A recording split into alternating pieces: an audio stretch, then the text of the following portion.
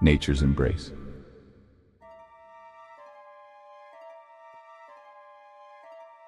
I'm taking you to the land of Elfin, for you are half, and I am whole Djinn. There you can be born again from within. I flew the precipitous verge of cliffs, a giant's wall of grassy mountain rifts, on down to a dreamy amethystine floor of waves lapping a mysterious shore.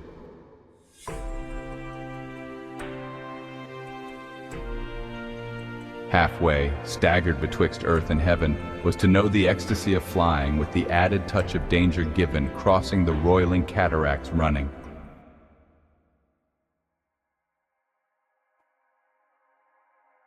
As I neared waterfalls of splashing rains, floating up to me came soft music strains, silken and caressing, sirens singing, as though the sea itself sang a welcome.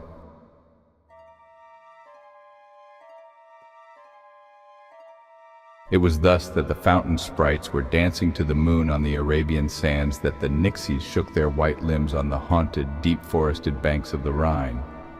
It was thus that the wee fairy women flashed their alabaster feet on the hills of Comamara, that the houris were dancing for Omar on nature's palace floor of paradise.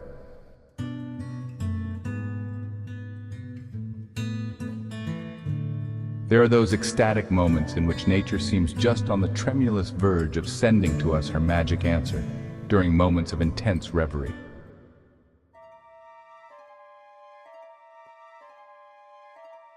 Nature grants me her marvels in this forest, enchanted from below and sparkled above. And from the moonlit sea arrives a shape shining along the beam's silver pathway.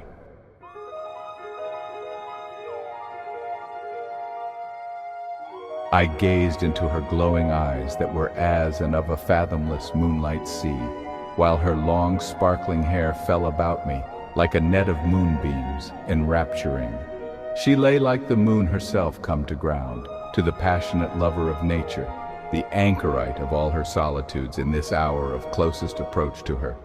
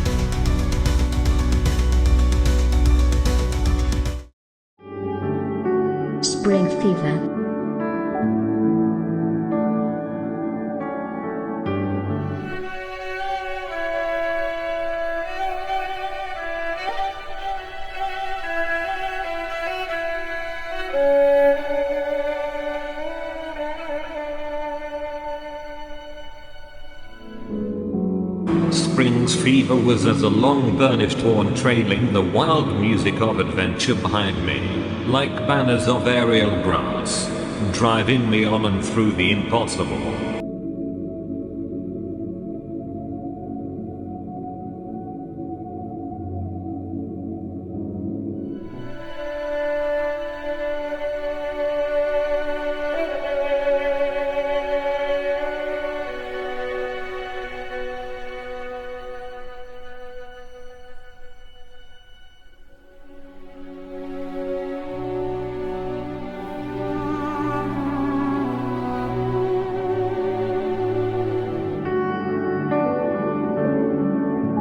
I flew the precipitous verge of cliffs, a giant wall of grassy mountain rifts, on down to a dreamy amethystine floor of waves lapping the mysterious shore.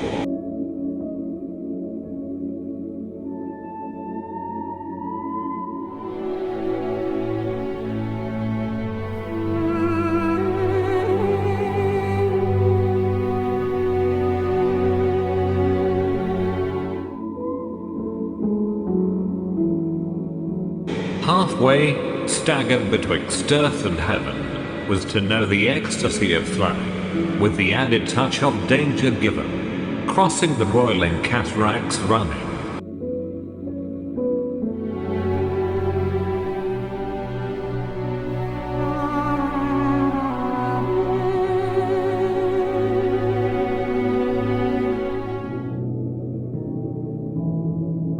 As I neared waterfalls of splashing rains, floating up to me came soft music strains, silken and caressing, siren singing, as though the sea itself sang a welcome.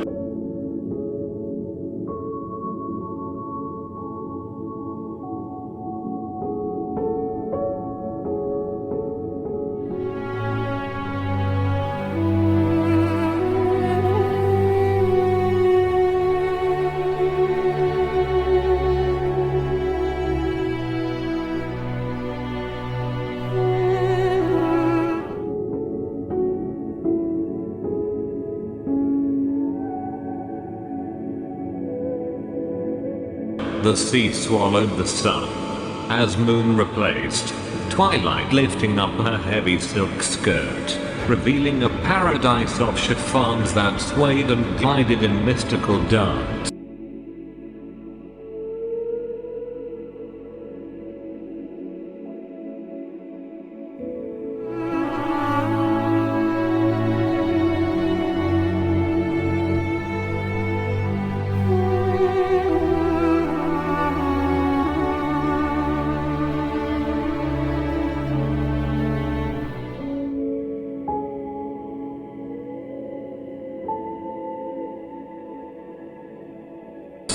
It was thus the fountain sprites were dancing to the moon on the Arabian sands, that the Nixies shook their white limbs on the haunted, deep forested banks of the Rhine.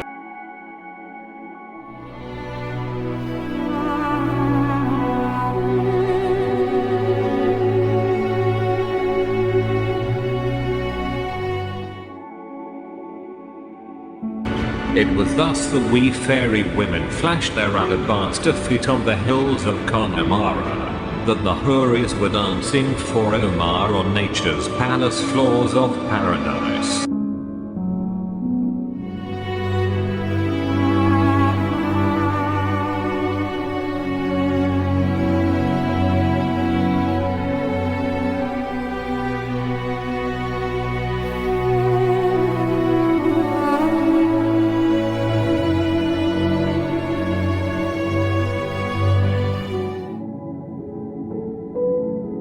There's there an aching sense of incomplete ones with glorious lady nature, as human desire for some responsive embodiment of a mysterious beauty.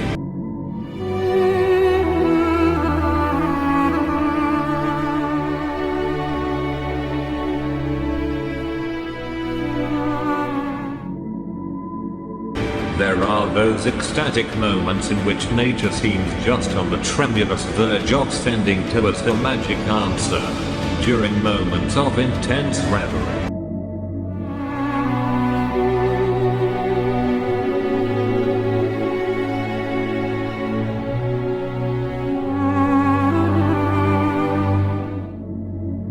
The woods seemed about to reveal to us the inner heart of their outward silence, in some sudden change to revealing shape of unimaginable enchantment.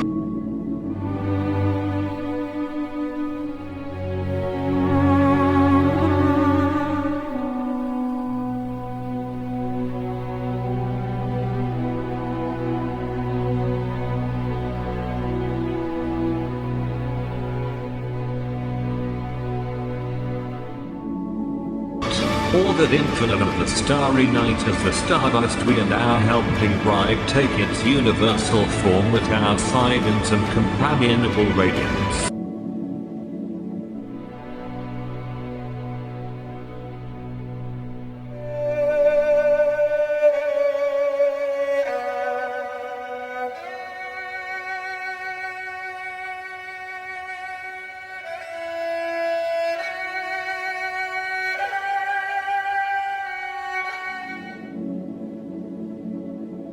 Nature granted me her marvels in the forest, enchanted from below and sparkled above, and from the moonlit sea arrived a shape shining along the beam's silver pathway.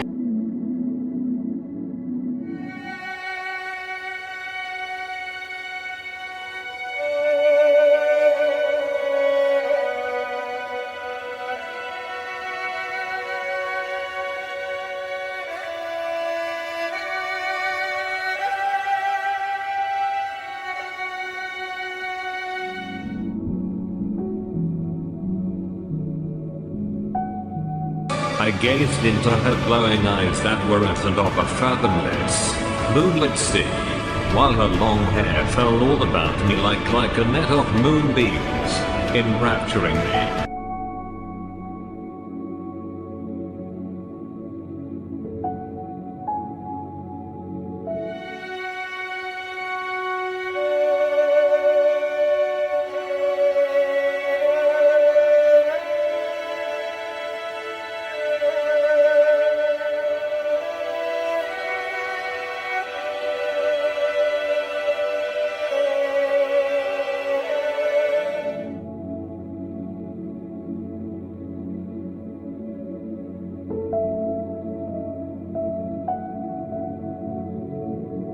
She lay like the moon herself come to ground, to the passionate lover of nature, the anchorite of all her solitudes, in this hour of closest approach to her.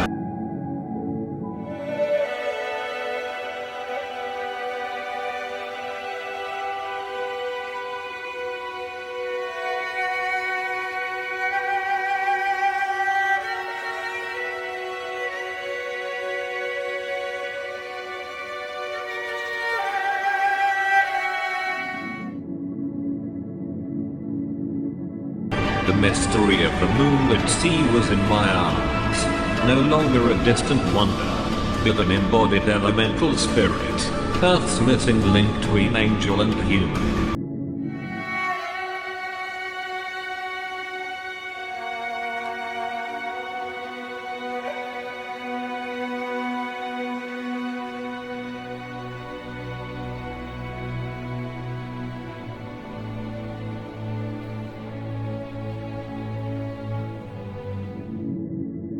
We pressed our lips to the forehead of the door, and crushed the summer's flowered abundance to our breasts, drank deep our cups, and held the infinite ocean in our embrace.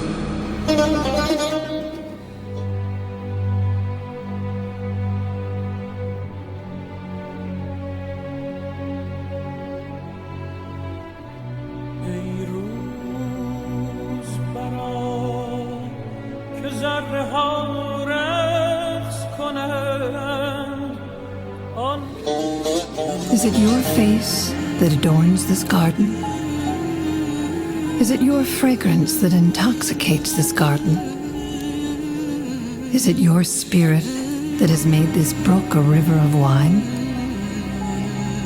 Hundreds have looked for you and died searching in this garden where you hide behind the scenes.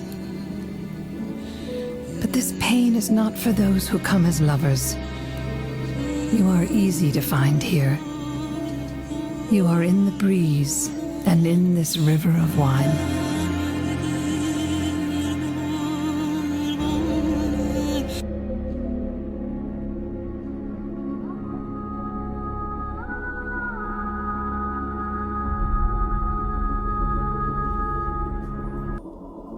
We are the mirror as well as the face in it. We are tasting the taste this minute of eternity. We are pain and what cures pain both. We are the sweet cold water and the jar that pours. I want to hold you close like a lute so we can cry out with loving. You would rather throw stones at a mirror? I am your mirror, and here are the stones.